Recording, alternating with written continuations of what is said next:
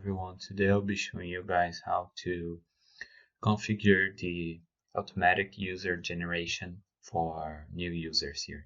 So if you have the default settings and click new, you can see that by default the system is going to generate a 5-digit username.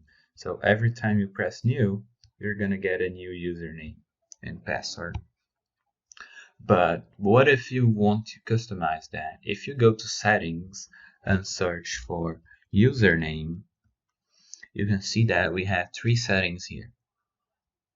Either way, enabling or disabling the automatic user generation. Okay, so as you guys can see, you can simply set it to 0 to not generate or 1 to generate. As for the prefix, you can select, you can choose a prefix to generate with, for example, 55, and username length if you want to generate 3 digits. So what happens here is if you set it to 3, the username generated will be 55 plus 3 digits. So if we go back here to users and click new, you guys can see that we're generating usernames with 55 plus 3 random digits. Obviously, we can set this number to as many as we want here.